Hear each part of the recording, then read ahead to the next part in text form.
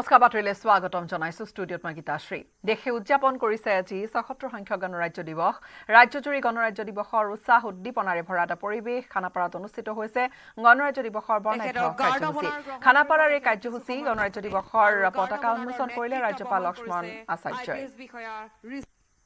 Ladies and gentlemen, as the Honorable Governor of Assam unfurls the national flag, the national anthem will be played, so we kindly request you all to stand in your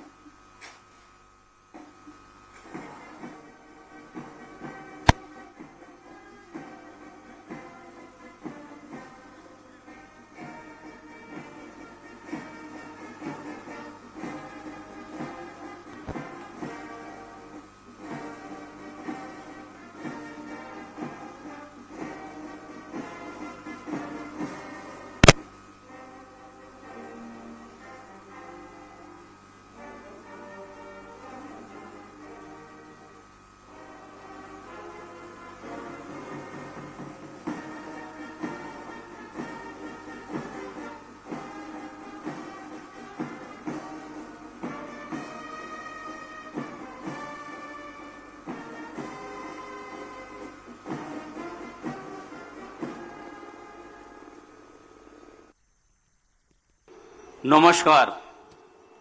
গণৰাজ্যৰ দিৱসৰ উপলক্ষে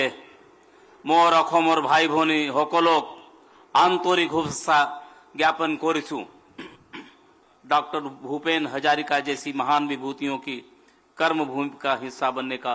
अवसर मिला है। आज गणतंत्र दिवस के इस पवित्र अवसर पर देश को दिशा देने वाले अपने पूर्वजों को हम श्रद्धापूर्वक स्मरण करते हैं, साथ ही अपने राज्य और देश की प्रगति और समृद्धि के लिए अपने प्रतिबद्धता को एक बार पुनः दोहराते हैं। मेरे प्रिय असमवासियों, आज असम विकास की नई नई कहानियां लिख रहा है। पिछले वर्ष शांति स्थापना, बुनियादी ढांचे, सामाजिक कल्याण, आर्थिक विकास और पर्यावरण संरक्षण में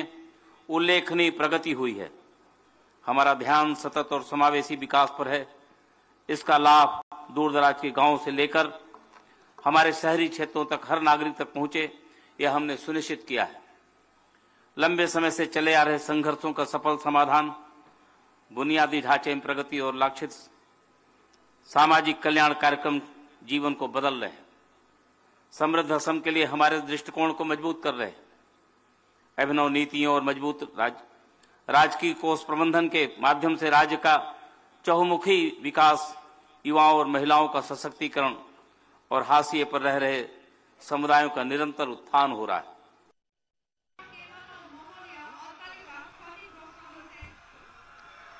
ৰিয়া খানাপাৰাৰ দৃশ্য আমি দেখুৱাইছো। খানাপাৰাত পেৰেড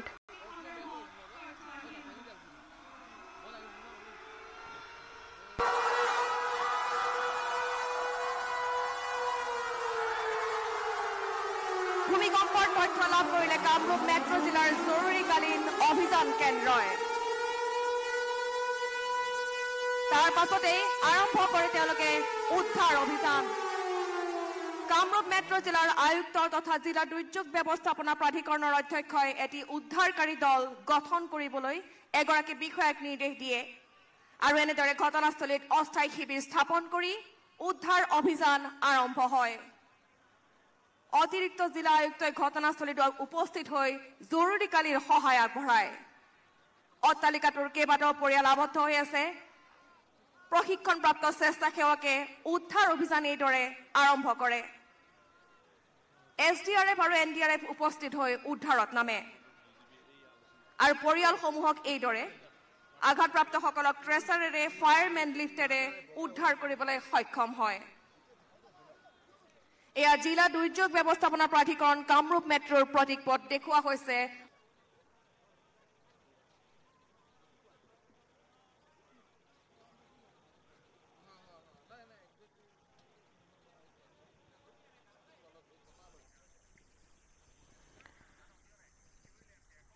আৰু ইয়া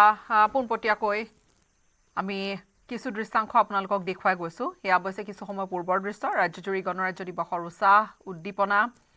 আৰু এনেকৈ এয়া কামৰূপ মহানগৰ যি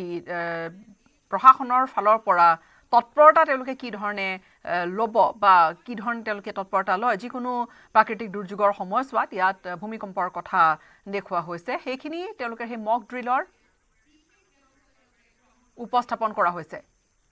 মাননীয় মুখ্যমন্ত্ৰী ডক্টৰ হিমন্ত বিশ্ব শৰ্মা ডাঙৰীয়াই ডিব্ৰুগড়ত যি কেন্দ্ৰীয় কাৰ্যসূচী মুখ্যমন্ত্ৰী ডক্টৰ হিমন্ত বিশ্ব শৰ্মা য'ত উপস্থিত আছিল ডিব্ৰুগড়ত মুখ্যমন্ত্ৰীৰ পতাকা উন্মোচন কৰিলে মুখ্যমন্ত্ৰীগৰাকীয়ে চৰকাৰীভাৱে ডিব্ৰুগড়ত এই পোনপটীয়া কাৰ্যসূচী কিছু দৃশ্যাংশ ডিব্ৰুগড়ত প্ৰথমবাৰলৈ অনুষ্ঠিত হৈছে গণৰাজ্য দিৱসৰ কাৰ্যসূচী তিনিদিনীয়া কাৰ্যসূচীৰে ডিব্ৰুগড়ত গণৰাজ্য দিৱসৰ অনুষ্ঠান ডিব্ৰুগড়ত মুখ্যমন্ত্ৰীয়ে ভাষণ প্ৰসংগত উল্লেখ কৰিলে অসমত সংযোজিত হ'বলগীয়া কিছু নতুন কথা 2047 চনলৈকে ভাৰতৰ এই যি এক অৰুণোদয় যাত্ৰাৰ কথা তেওঁ উল্লেখ কৰিলে আৰু বিকশিত এখন দেশত পৰিণত হ'ব বুলি তেওঁ কথাখিনি কৈ সমান্তৰালকৈ ৰাজ্যৰ প্ৰেক্ষাপটতো নতুন কি সংযোজন ঘটোৱা হ'ব তাৰো আভাস দাগি ধৰিলে যি লাখপতি বাইদেউৰ পৰা মিলিয়নাৰ বাইদেউ এই ধৰণৰ বহুকেইটা ঘোষণা মন্তব্য তেওঁৰ ভাষণ প্ৰসংগত স্থান লাভ কৰে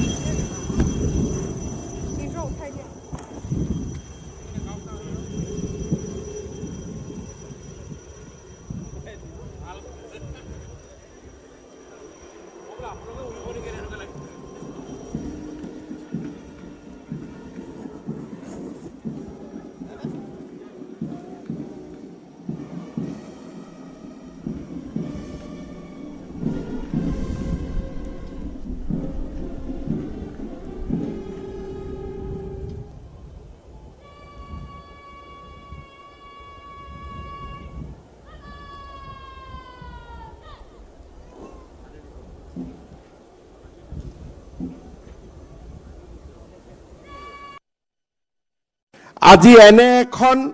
ঐতিহ্যপূৰ্ণ নগৰীত প্ৰথমবাৰৰ বাবে ৰাজ্যিক ভিত্তিত আয়োজন কৰা গণতন্ত্ৰ দিৱসৰ পতাকা উন্মোচন কৰিবলৈ পাই মই নিজেই সৌভাগ্যৱান বুলি বিবেচনা কৰিছো ডিব্ৰুগড়ক দ্বিতীয় ৰাজধানীলৈ ৰূপান্তৰ কৰাৰ যাত্ৰাত আজিৰ দিনটো এক প্ৰথম পদক্ষেপ 2027 চনৰ পৰা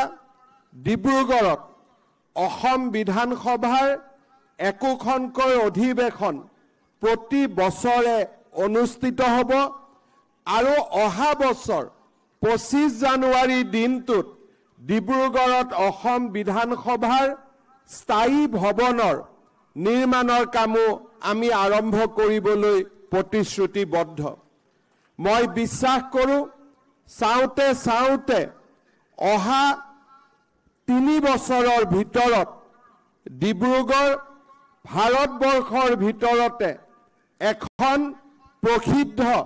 মহানগৰলৈ ৰূপান্তৰ হ'ব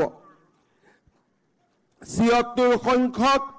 গণৰাজ্য দিৱসৰ পবিত্ৰ দিনটোত মই জাতিৰ পিতা মহাত্মা গান্ধীৰ আৰু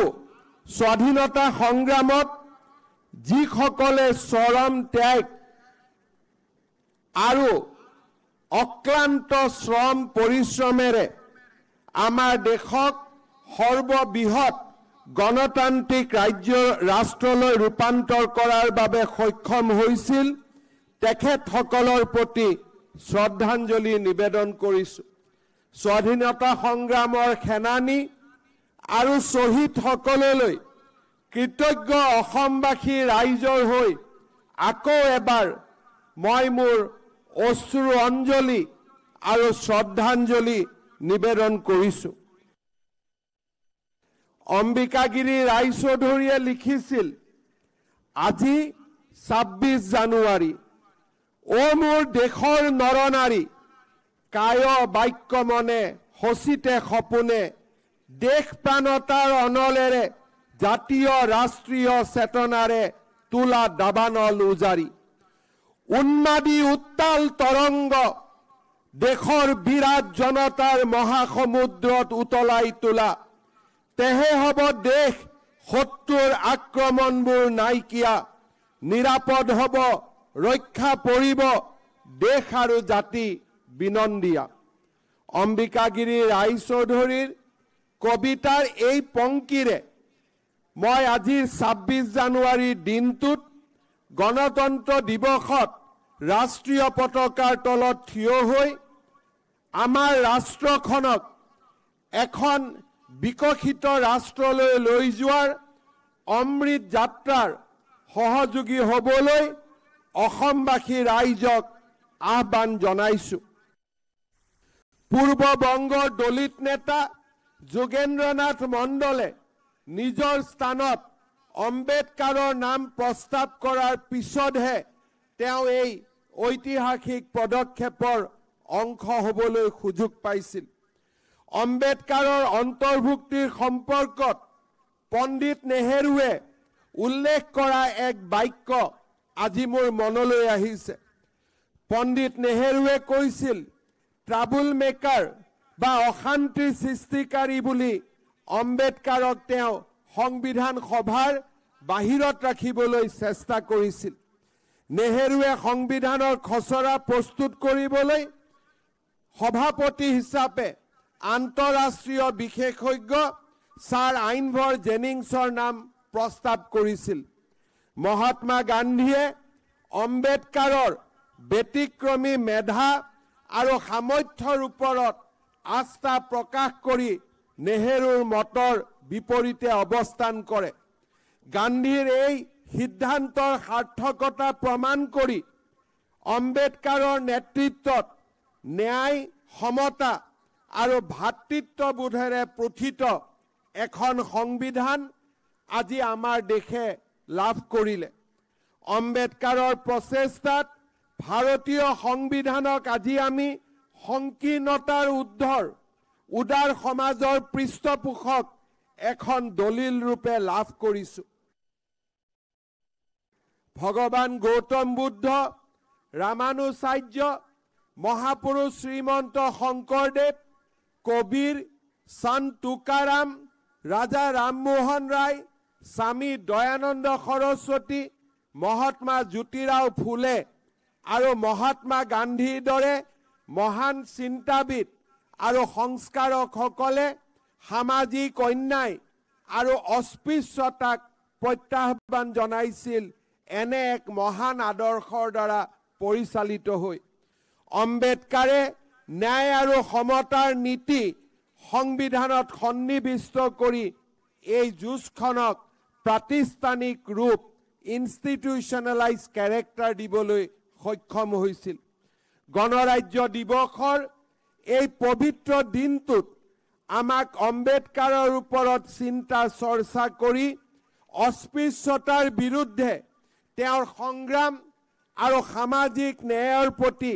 তেওঁৰ ব্যাপক দৃষ্টিভংগীৰ সুদূৰ প্ৰসাৰী প্ৰভাৱ স্বীকাৰ কৰিবলৈ এক বিশেষ সুযোগ প্ৰদান কৰিছে। অস্পৃশ্যতাৰ বিৰুদ্ধে অম্বেদকাৰৰ যুঁজখন কেৱল দলিত নিপীড়িত শ্ৰেণীৰ যুঁজ নাছিল, এই যুঁজ আছিল ভাৰতৰ আত্মা, ভাৰতৰ সোল সুৰক্ষিত কৰাৰ যুঁজ। আজি আমি গৌৰৱ অনুভৱ কৰোঁ,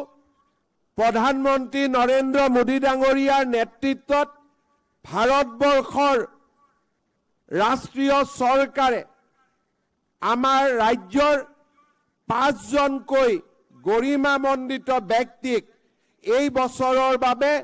পদ্মভূষণ আৰু পদ্মশ্ৰী বঁটা প্ৰদান কৰিছে। দেৰগাঁৱত জন্ম লোৱা অসমৰ সাংস্কৃতিক জগতৰ পুৰোধা নৃত্যাচাৰ্য যতীন গোস্বামীক এইবাৰ ভাৰত চৰকাৰে পদ্মভূষণ বঁটাৰে সন্মানিত কৰাৰ কথা যোৱাকালি ঘোষণা কৰিছে। সংগীত নাটক একাডেমী ৰত্ন সংগীত নাটক একাডেমী বঁটাৰে বিভূষিত নৃত্যাচাৰ্য যতীন গোস্বামীক প্ৰদান কৰা পদ্মভূষণে আমাৰ ৰাজ্যখনলৈ এক নতুন গৌৰৱ কঢ়িয়াই আনিলে। পদ্মভূষণ সন্মানৰ সমান্তৰালভাৱে সৰ্বশ্ৰী অনিল কুমাৰ বড়ো, শ্ৰীমতী গীতা উপাধ্যায়, জয়চৰণ বাথাৰী আৰু ৰেৱকান্ত মহন্ত ডাঙৰীয়াক ভাৰত চৰকাৰে পদ্মশ্ৰী বঁটাৰে সন্মানিত কৰিছে। পদ্মভূষণ শ্ৰী যতীন গোস্বামী আৰু পদ্মশ্ৰী সন্মানেৰে আমালৈ গৌৰৱ কঢ়িয়াই অনা আটাইকেইগৰাকী মহীৰোহক মই ডিব্ৰুগড়ৰ পৰাই অসমবাসী ৰাইজৰ হৈ আকৌ এবাৰ অভিনন্দন জনাইছো। হিংসা আৰু সন্ত্ৰাসৰ যুগৰ পৰা আজি অসমত প্ৰগতি আৰু পৰিৱৰ্তনৰ নতুন অভ্যুদয় ঘটিছে। যিখন অসমত এসময়ত বন্দুকৰ শব্দত ৰাতি পুৱাইছিল, সেইখন অসমত আজি শান্তিৰ নিজৰা বব আৰম্ভ কৰিছে। যি সময়ত আমাৰ ৰাজ্যৰ সাংস্কৃতিক চেতনাই এক নতুন প্ৰাণ পাইছে, সেই সময়তে আমাৰ ৰাজ্যৰ অৰ্থনৈতিক দিগন্তলৈও এক নতুন পথ মুকলি হৈছে। এটা যুগৰ অৱসান ঘটাই অন্ধকাৰ তমসাৰ এটা যুগৰ অৱসান ঘটাই বন্দুক বোমা বাৰুদৰ এটা যুগৰ অৱসান ঘটাই টাটাৰ ছেমি কণ্ডাক্টৰ প্ৰজেক্টে অসমক এক আধুনিক আৰু এক মহান ৰাজ্যলৈ ৰূপান্তৰ কৰিলে। ২৭,০০০ কোটি টকা ব্যয়েৰে নিৰ্মাণ কৰিবলগীয়া আৰু ২০২৫ চনৰ নৱেম্বৰ মাহত বিশ্বৰ ভিতৰতে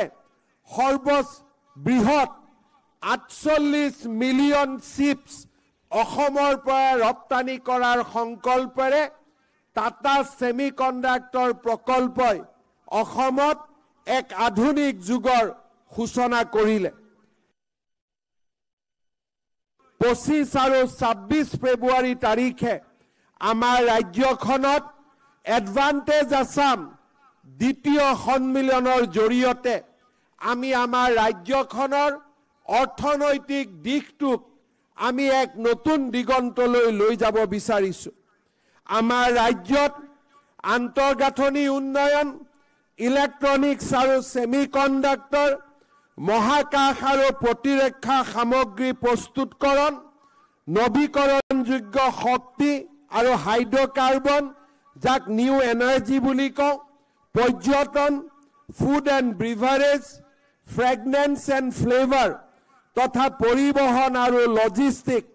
এই ৮টা খণ্ডত আমাৰ ৰাজ্যখনক ভাৰতৰ অৰ্থনৈতিক উন্নয়নৰ এক নতুন নৱ তাৰকা হিচাপে উন্মেষিত কৰিবলৈ আমি আমাৰ প্ৰচেষ্টা আৰম্ভ কৰিছো। মই বিশ্বাস কৰোঁ যোৱা ৩.৫ বছৰত আৰু ২০১৪ চনৰ পিছত আমাৰ ৰাজ্যখনে যি ধৰণে ইনফ্ৰাষ্ট্ৰাকচাৰ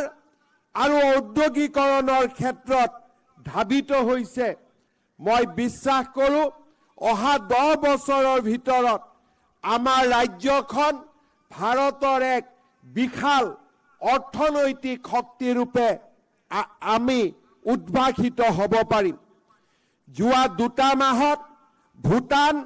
দক্ষিণ কোৰিয়া আৰু জাপান ভ্ৰমণ কৰি বিনিয়োগৰ ক্ষেত্ৰত অসমে আগবঢ়াব পৰা সা সুবিধা বিশ্ব মঞ্চলৈ লৈ যোৱাৰ আমি এক ক্ষুদ্ৰ প্ৰয়াস আৰম্ভ কৰিছিলোঁ। অসমত বিদেশী বিনিয়োগৰ পথ প্ৰশস্ত কৰিবলৈ আমি এক সুন্দৰ আৰু শৃংখলিত কাৰ্যসূচীৰে আগবাঢ়ি যাব বিচাৰিছোঁ। ইয়াৰ ফলত আমাৰ ৰাজ্যখনৰ নিবনুৱা সমস্যা সমাধানৰ ক্ষেত্ৰত আমি সফল হ'ব পাৰিম আৰু 2047 চনৰ ভিতৰত ভাৰতবৰ্ষক বিকশিত ৰাষ্ট্ৰলৈ লৈ যোৱাৰ নৰেন্দ্ৰ মোদী ডাঙৰীয়াৰ সপোনক অসমে এক ইতিবাচক পদক্ষেপ আগবঢ়াব পাৰিব। আৰু এয়া মুখ্যমন্ত্ৰীগৰাকীয়ে এতিয়া বহুখিনি কথা আগন্তুক পৰিকল্পনা আগন্তুক যি ভিজন সেইখিনি কথাতে উল্লেখ কৰিছে। ইফালে খানাপাৰা গণৰাজ্য দিৱসৰ পেৰেডত অংশগ্ৰহণ কৰি আৰক্ষী সঞ্চালক প্ৰধান GP সিং হৈ পৰিল আৱেগিক। তেওঁৰ আৱেগিক মন্তব্য সাংবাদিকৰ আগত আৰক্ষী আয়ুক্ত গৰাকীয়ে লগতে কয়, সাংবাদিকৰ আগত GP সিঙে উল্লেখ কৰে, ক্ষমা কৰিব, যে তেওঁ 2000 চনত প্ৰথমবাৰৰ বাবে খানাপাৰাৰ পেৰেডত অংশ লৈছিল আৰু আজি 24টা বছৰ পাৰ হ'ল। এয়া বিদায় আৰক্ষী সঞ্চালক প্ৰধান গৰাকীৰ মন্তব্য আৰু সম্ভৱতঃ আজিৰ পেৰেডটোৱে তেখেতৰ অন্তিমটো পেৰেড। লগত অসম আৰক্ষীৰ সঞ্চালক হিচাপে হোৱা বহু অভিজ্ঞতাৰ কথাও GP সিঙে উল্লেখ কৰে। প্ৰথম ইয়াত ফাংচনত আহিছিলোঁ 2000ত। তেতিয়া lieutenant general SK Sinha sir ৰাজ্যপাল আছিলে। তেতিয়া গণৰাজ্য দিৱসত মই ইয়াত মহানগৰ আৰক্ষী অধীক্ষক হিচাপে তেখেতৰ লগত মঞ্চত আছিলোঁ। তেতিয়াৰ পৰা আজি সেইটো প্ৰায় 24 বছৰীয়া মোৰ যাত্ৰা। 2000ৰ পৰা ইয়ালৈকে আহিলোঁ। আজি বোধহয় এইটো মোৰ শেষ পেৰেড অসম চেণ্ট্ৰেল ফাংচনত মঞ্চত অন্তত। আৰু সেইটো যাত্ৰাত মোৰ লগত যিখিনি সম্ভাগী হৈছে অসম আৰক্ষী, অসম চৰকাৰৰ বিষয়া কৰ্মীসকল চবক মই মোৰ ফালৰ পৰা ধন্যবাদ জনাইছোঁ, শুভেচ্ছা জনাইছোঁ, অভিনন্দন জনাইছোঁ। মোৰ কাৰণে এইটো খুব এটা আৱেগিক যাত্ৰা আছিলে আৰু মই সদায় ইয়াত আহোঁ। মোক এটা মানে বিশেষ এটা অভিজ্ঞতা হয় যে ইয়াত কেনেকুৱা লাগে। সেইটো সময়ত 2000 চনত প্ৰথমবাৰৰ কাৰণে যেতিয়া মই আহিছিলোঁ তেতিয়া জাজেছ ফিল্ডত আছিলে পেৰেডটো। জাজেছ ফিল্ডৰ পৰা আমাৰ যাত্ৰাটো ইয়ালৈকে আহি পাইছে। মই আজি প্ৰায় যোৱা আগমুহূৰ্তত অসমবাসী ৰাইজলৈ মই মোৰ ফালৰ পৰা শুভেচ্ছা, অভিনন্দন, ধন্যবাদ আৰু অসমৰ ৰাইজক মই মোৰ ফালৰ পৰা নমন কৰিছোঁ। ধন্যবাদ। গণৰাজ্য দিৱসৰ পুৱাই মহানগৰীত ৰহস্যজনক বিস্ফোৰণক লৈ তীব্ৰ চাঞ্চল্য অব্যাহত আছে। বেহাৰবাৰী আৰু ISBTত বিস্ফোৰণৰ শব্দ শুনাৰ পিছতে আতংকিত হৈ পৰে অঞ্চলবাসী। বেহাৰবাৰীৰ এডিডাছৰ শ্ব'ৰুমৰ সমীপত আৰু ISBTতো শুনা গৈছিল লগতে বিস্ফোৰণৰ শব্দ। ইপিনে ISBTত কোনো বিস্ফোৰণ হোৱা নাই বুলি দাবী কৰিছে আৰক্ষীয়ে। কটাহবাৰীত বোমাতংকৰ পিছতেই ঘটনাস্থলীত উপস্থিত হৈছিল আৰক্ষীৰ দল। 27 নম্বৰ ৰাষ্ট্ৰীয় ঘাইপথ তথা ছাৰ্ভিচ লেন কিছু সময় বন্ধ কৰি আৰক্ষী তথা বোম স্কোৱাডে চলাইছিল অভিযান। পৰিত্যক্ত এটা বেগক লৈ বোমাতংকৰ পিছতে ঘটনাস্থলীত উপস্থিত বোম স্কোৱাডে উদ্ধাৰ কৰে বেগটো। পৰিত্যক্ত অৱস্থাত এটা খালী বেগ উদ্ধাৰ কৰাৰ লগতে CCTV পৰীক্ষা কৰি আৰম্ভ কৰিছে তদন্ত। এই পৰ্যন্ত কোনো ধৰণৰ বিস্ফোৰক উদ্ধাৰ হোৱা নাই বুলি দাবী কৰিছে মহানগৰ আৰক্ষীয়ে। আৰু এই ঘটনাক লৈ কিন্তু চাঞ্চল্য অব্যাহত আছে, কিয়নো বিগত স্বাধীনতা দিৱসৰ দিনা যি ধৰণৰ এটা পৰিৱেশৰ সূত্ৰপাত ঘটিছিল তাৰ পিছতে সেই দিশেৰে বহুতৰে মনত বহু সন্দেহ উপজা স্বাভাৱিকতে পৰিলক্ষিত হৈছে। ISBTত খালী বেগ এটাক লৈ বোমাতংক হৈছিল বুলি জনাইছে আৰক্ষী আয়ুক্তই আৰু এই বিষয়ত তদন্ত চলি আছে বুলি আৰক্ষী আয়ুক্তগৰাকীয়ে মন্তব্য কৰিছে। ইফালে যি ISBTত উদ্ধাৰ হোৱা পৰিত্যক্ত বেগটো সেইফালৰ পৰা কিছু চাঞ্চল্য আৰু আনহাতে বেহাৰবাৰীটো একেধৰণৰ ঘটনা। লালমাটিত এটা শব্দ হৈছিল পুৱা প্ৰায় 7:40 সেইখিনি সময়ৰ আশে-পাশে শব্দ এটা শুনা গৈছিল আৰু সেয়া প্ৰচণ্ড শব্দ শুনা গৈছিল, কঁপি উঠিছিল অঞ্চলটো বুলি উল্লেখ কৰিছিলে। প্ৰথমে বহুতেই ভাবিছিল যে টায়াৰ বিস্ফোৰণ হৈছিল, তাৰপিছত তাত বোমা বিশেষজ্ঞৰ দল উপস্থিত হৈছিলে। একাংশই মন্তব্য কৰিছিল যে ধোঁৱা দেখিছিল তেওঁলোকে, কিন্তু কিহৰ বিস্ফোৰণ? এতিয়া আৰক্ষীয়ে সেই দিশেৰে আগবঢ়াই লৈ গৈছে তদন্ত। হয়, এই ISBTৰ ওচৰতে এটা মানে আনক্লেইম এটা আমি বেকপেক এটা পাইছিলোঁ। যিহেতু কোনো বহুত দেৰিলৈকে কোনো ক্লেইমেণ্ট অহা নাছিলে, আমি অলপ ছাছপেক্ট কৰিছিলোঁ। ইমিডিয়েটলি আমি জেগাটো চেনিটাইজ কৰি আমাৰ এণ্টি চেবটেজ চেকিঙৰ পাৰ্টি আহি চেক কৰিলে, কিন্তু কোনো একো ছাছপিচিয়াছ বস্তু নাই। আৰু লগতে আমি মানে ID কাৰ্ড কিছুমান পাইছোঁ। কাৰ হয় কোনোবাই মষ্ট প্ৰবেবলি ISBT যিহেতু হয় ইয়াতে কোনোবাই ক'ৰবাত বাথৰুমত গৈছে বা হোটেলত গৈছে তেনেকুৱা এৰি থৈ গ'ল চাগে। আমি ভেৰিফাই কৰি ঘূৰাই দিম। প্ৰথমে বেহৰবাৰী আৰু তাৰ পিছত কটাবাৰী গুৱাহাটী মহানগৰীৰ মাজেৰে যোৱা ২৭ নম্বৰ ৰাষ্ট্ৰীয় ঘাইপথৰ দুটাকৈ স্থানত কিছু সন্দেহজনক সামগ্ৰীৰ বিস্ফোৰণৰ শব্দ শুনা গৈছিল আৰু তাৰ পিছতে ব্যস্ত হৈ পৰা পৰিলক্ষিত হ'ল মহানগৰ আৰক্ষীক বম স্কোৱাডৰ দলো আনকি ঘটনাস্থলীত আহি উপস্থিত হ'বলগীয়া হ'ল আৰু মই নিউজ 18 অসম নথিজৰ দৰ্শকসকলক পোনপটীয়াকৈ ইয়াৰ দৃশ্যাংশ দেখুৱাম এইয়া ৰাষ্ট্ৰীয় ঘাইপথৰ পাৰতে কিছু এটা শব্দ হৈছিল বিস্ফোৰণজাতীয় সামগ্ৰীৰ তাৰ পিছত কিছু সন্দেহজনক সামগ্ৰী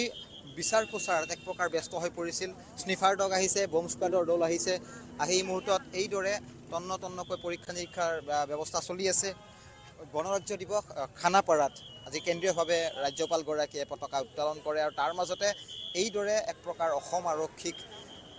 ব্যস্ত কৰি ৰাখিব পৰা এটা হয়তো দুষ্ট চক্ৰ বা কিছু হয়তো এইদৰে সন্দেহজনক সামগ্ৰীৰে কিছু খবৰ বা ইনপুট অসম আৰক্ষীয়ে লাভ কৰিছিল আৰু গুৱাহাটী আৰক্ষীৰ তাৰপিছত এই মুহূৰ্তত ব্যস্ততা দেখুৱাইছোঁ য'ত কিছু সন্দেহজনক সামগ্ৰী তেওঁলোকে খুলি চাইছে বম স্কোৱাডৰ দলৰ সহায়ত আৰু দুটাকৈ স্নিফাৰ ডগ এই মুহূৰ্তত ইয়াত অনা দেখিবলৈ পোৱা গৈছে শীৰ্ষ আৰক্ষী বিষয়া স্থানীয় গড়চুক আৰক্ষী থানাৰ ভাৰপ্ৰাপ্ত আৰক্ষী বিষয়া পশ্চিম আৰক্ষী জিলাৰ ACP DCP ADCP অৰ্থাৎ শীৰ্ষ পৰ্যায়ৰ কমিশ্যনাৰেটৰ বিষয়াসকলে বৰ্তমান আহি ইয়াত উপস্থিত হৈছে আৰু আমি কৈছোঁ যে পুৱা ব্ৰহ্মপুত্ৰ পাৰ্কিং যিটো বেহাৰবাৰী লালমাটিৰ মাজৰ ভাগত ঘাইপথৰ পাৰতে অৱস্থিত বেহাৰবাৰীত কিছু সন্দেহজনক সামগ্ৰীৰ বিস্ফোৰণ হোৱাৰ খবৰ লাভ কৰা গৈছিল তাৰ পিছতে একাংশ স্থানীয় লোক উত্তেজিত হৈ পৰিছিল বশিষ্ঠ আৰক্ষীক খবৰ দিছিল আৰু তাৰ পিছত এই ধৰণৰ এটা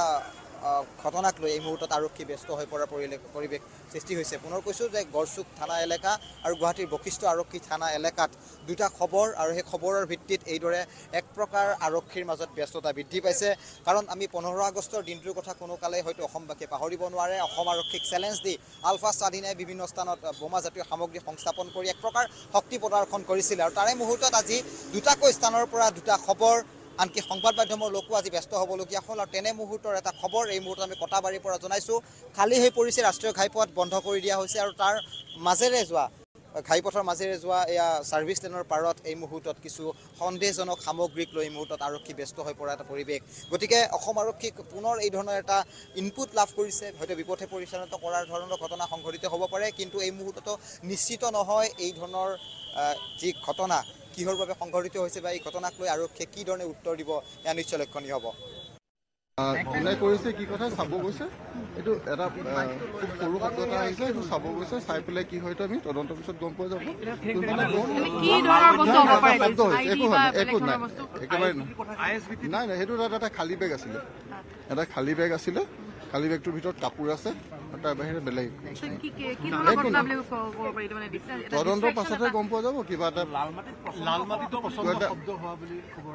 এটা শব্দ হৈছিলে চাবলৈ গৈছে তাতে কোনো ধৰণৰ হোৱা নাই যেতিয়া দুষ্কৃতিকাৰী কোনে কি কৰিছে ওলাই যাব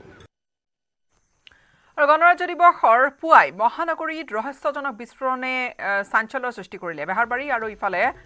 ISBTত বিস্ফোৰণৰ শব্দ শুনা গৈছিল মহানগৰীত ID বিস্ফোৰণৰ দাবী কৰিছে আলফা স্বাধীনে ID বিস্ফোৰণেৰে প্ৰতিবাদ সাব্যস্ত কৰাৰ দাবী কৰিছে আলফা স্বাধীনে বেহাৰবাৰীত শুনা গৈছিল বিস্ফোৰণৰ শব্দ বেহাৰবাৰীত লগতে যি বিস্ফোৰণৰ শব্দ শুনা গৈছিলে ISBT যি ধৰণৰ এটা পৰিত্যক্ত বেগক লৈ চাঞ্চল্যৰ সৃষ্টি হৈছিল অৱশ্যে আৰক্ষী আয়ুক্তগৰাকীয়ে গোটেইখিনি কথা স্পষ্ট কৰিছে যথেষ্ট গণৰাজ্য দিৱসৰ বা পূৰ্বেও বহুখিনি নিৰাপত্তাৰ গোটেই পৰিৱেশটো আছিলে কিন্তু বেহাৰবাৰী আৰু ISBTত বিস্ফোৰণৰ শব্দ শুনাৰ যিটো পৰিৱেশ সেই ঘটনাটো লৈ আতংকিত হৈ থকা অঞ্চলবাসী আৰু তাৰ পিছতে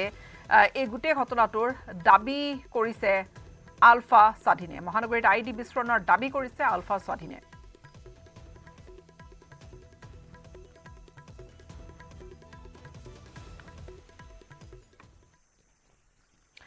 আজি দেশৰ ৭৬ সংখ্যক গণৰাজ্য দিৱস উপলক্ষে পল্টন বজাৰত থকা ভাৰতীয় ক্ৰীড়া প্ৰাধিকৰণ আৰু ইউথ জাৰ্নেলিষ্ট এছ'চিয়েশ্যনৰ উদ্যোগত সাই ষ্টেডিয়ামৰ পৰা এক চাইকেল ৰেলী উলিওৱা হয় এই চাইকেল ৰেলীত উপস্থিত থাকে BCCIৰ সাধাৰণ সম্পাদক দেৱজিৎ শইকীয়া এই চাইকেল ৰেলীত অংশগ্ৰহণ কৰে ১৫০ শতাধিক চাইক্লিষ্টে চাইফিল্ডৰ পৰা আৰম্ভ কৰা এই চাইকেল ৰেলী সাবিপুল ৰিহাবাৰী হৈ পুনৰ সাই ষ্টেডিয়ামতে অন্ত পৰে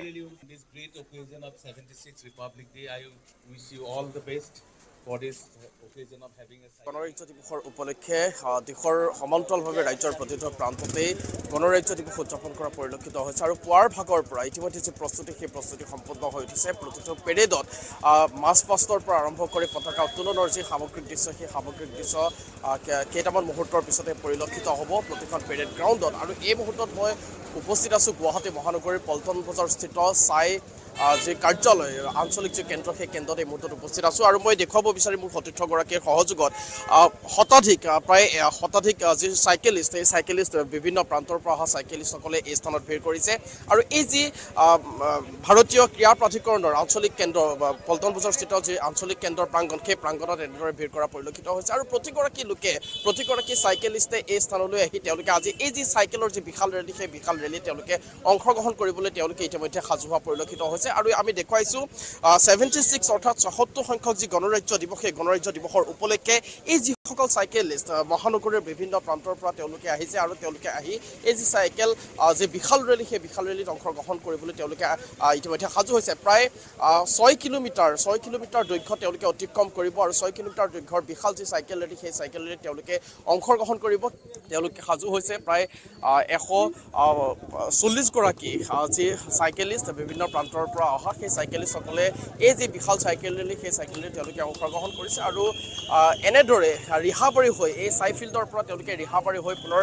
চাইফিল্ডলৈ যি 6 কিলোমিটাৰ প্ৰায় 6 কিলোমিটাৰ দৈৰ্ঘ্যৰ তেওঁলোকে যাত্ৰা সেই যাত্ৰা তেওঁলোকে সম্পন্ন কৰিব আৰু গণৰাজ্য দিৱসৰ উপলক্ষে এই বিশাল চাইকেল ৰেলী বাহিৰ কৰা হৈছে বিশেষকৈ যুৱ সাংবাদিক সন্থাৰ উদ্যোগত আৰু ভাৰতীয় ক্ৰীড়া প্ৰাধিকৰণৰ উদ্যোগত তেওঁলোকে এই যি যাত্ৰা ইতিমধ্যে আৰম্ভ কৰা পৰিলক্ষিত হৈছে মই নিউজ 18ৰ দৰ্শকসকলক সেই সামগ্ৰিক পৰিৱেশ এই মুহূৰ্তত আমি দেখুৱাইছোঁ এনেদৰে প্ৰতিগৰাকী চাইকেলিষ্ট তেওঁলোক সাজু হৈছে আৰু প্ৰতিগৰাকী চাইকেলিষ্টে তেওঁলোকৰ যি যাত্ৰা তেওঁলোকৰ সেই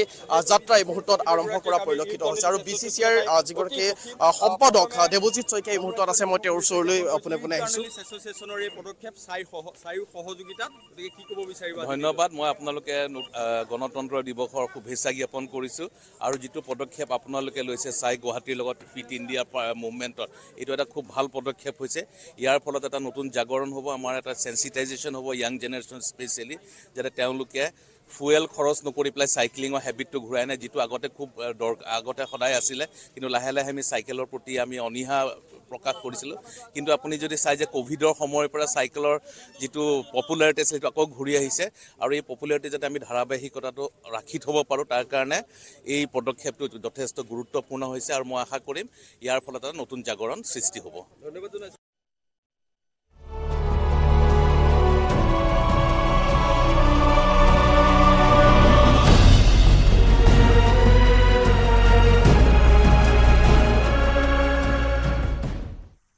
এতিয়া আন ঠাইত যি গণৰাজ্য দিৱসৰ কাৰ্যসূচী কেনেকৈ অনুষ্ঠিত হৈছে সেয়া আমি জনাম ৰাষ্ট্ৰীয় পতাকা উত্তোলনেৰে ৭৭ সংখ্যক গণৰাজ্য দিৱস উদযাপন কৰা হৈছে তেজপুৰত পুৱা তেজপুৰৰ ন্যায়িক আদালতৰ চৌহদত জাতীয় পতাকা উন্মোচন কৰিলে জিলা সত্ৰ ন্যায়াধীশ দেৱাশিষ ভট্টাচাৰ্যই আৰু ৰাষ্ট্ৰীয় সংগীত পৰিৱেশনৰ লগতে মহাত্মা গান্ধীৰ প্ৰতি সন্মান জনাই গান্ধী টুপি প্ৰদান কৰে এয়া উপস্থিতসকলক আৰু এয়া গণৰাজ্য দিৱসৰ লগত সংগতি ৰাখি বিভিন্ন কাৰ্যসূচী লোৱা হৈছে এই চৌহদতে জিলা ন্যায়িক আদালত চৌহদত এই কিছু উদযাপনৰ দৃশ্য বহু সংখ্যক অধিবক্তা আইন প্ৰাধিকাৰীও উপস্থিত থাকে অনুষ্ঠানত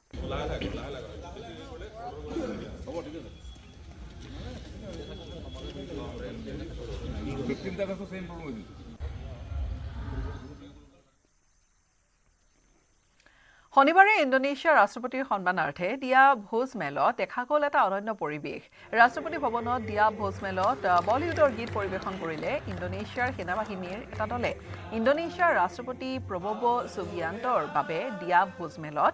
পৰিৱেশন কৰে হিন্দী গীতটো বলিউডৰ শ্বাহৰুখ খান অভিনীত ছুপাৰহিট ছবি কুছ কুছ হোতা হেৰ শীৰ্ষ গীতটি পৰিৱেশন কৰিলে আৰু ইণ্ডোনেছিয়াৰ সেনাবাহিনীৰ জোৱানসকলে পৰিৱেশন কৰা গীতটি শুনি আপ্লুত হৈ পৰে ৰাষ্ট্ৰপতিকে ধৰি ভাৰতৰ প্ৰধানমন্ত্ৰী আৰু উপস্থিত মন্ত্ৰী তথা আন আমোলাসকল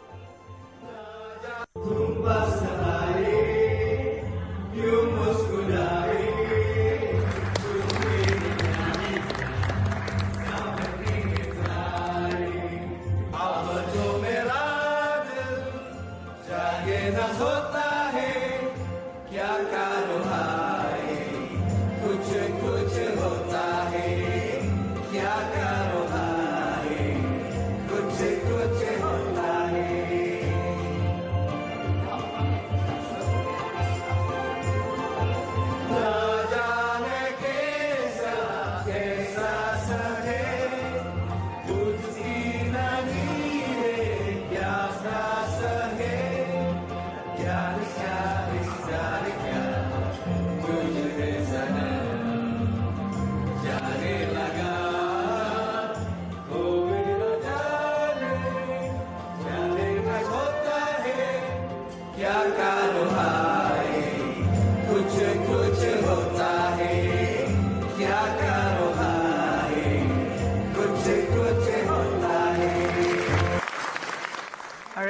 এটা বিশেষ মুহূৰ্ত আৰু এই দৃশ্যখিনি এতিয়া খুবেই চৰ্চিত হৈছে ছ'চিয়েল মিডিয়াতো